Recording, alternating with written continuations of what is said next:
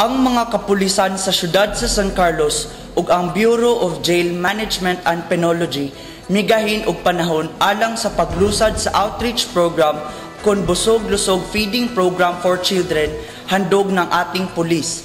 Ngadto sa mga nagtungha sa kinder hangtod grade 6, apil na ang mga ginikanan sa bata dito sa Congressman Vicente Gustilo Senior Memorial School niadtong Mayo 31, 2013. Mikabat sa 300 kapin kung kulang ka mga bata ang nakapahimulo sa feeding program sa PNP ug BJMP.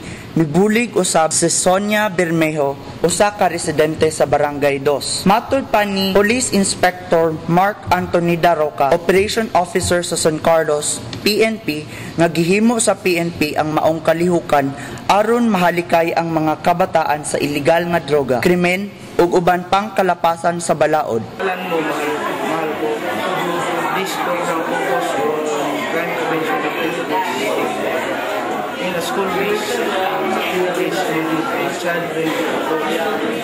So why we choose this school? Because it has been noted and reported that the pupils here are prone to commit illegal activities and other abuses from their home. Giawhag usab ni Daroca ang mga ginikanan ug magtutudlo nga hatagan sa insaktong pagtagad ug tudluan sa maayong pamatasan ang mga kabataan para sa malinawon ug hapsay nga komunidad.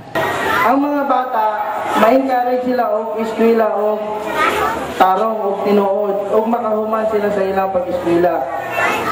Pero ang atong matanong nga maayo nga pamatasan sa mga bata, dahil sa atong mga ginikanan.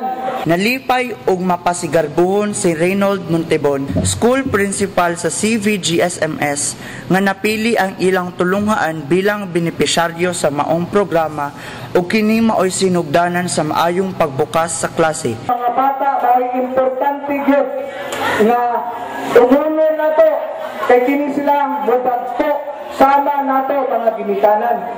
And don't you know that it takes a community o kita eskwelahan sanot namang mga ginikanan magtimbayayon ka.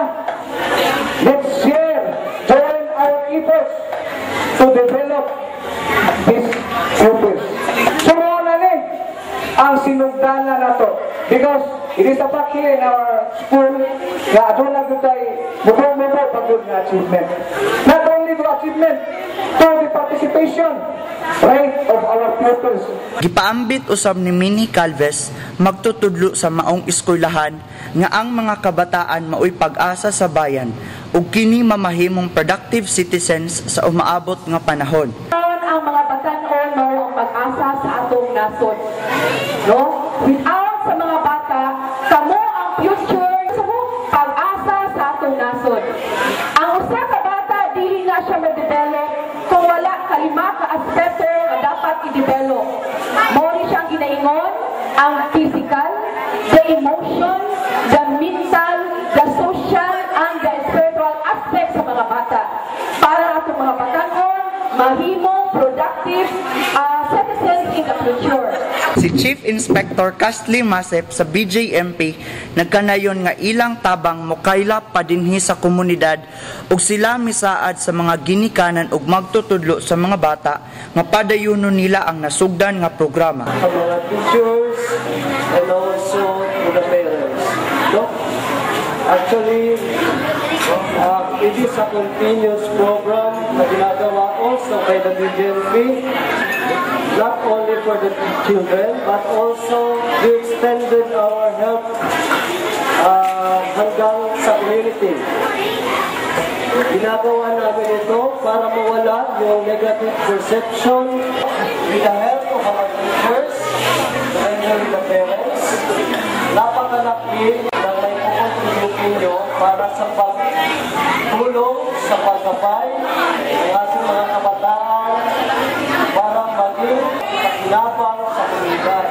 Gihimo usab ang pagpirmahanay sa Memorandum of Agreement pinaagi nila ni Police Inspector Mark Anthony Daroca bilang hulip ni OIC Police Superintendent Joseph Bayan tali sa San Carlos City Police Station Chief Inspector Castle Masip sa Bureau of Jail Management and Penology ug si School Principal Reynold Montebon sa Congressman Vicente Gustilo Senior Memorial School alang sa panag-ambitanay sa buluhaton.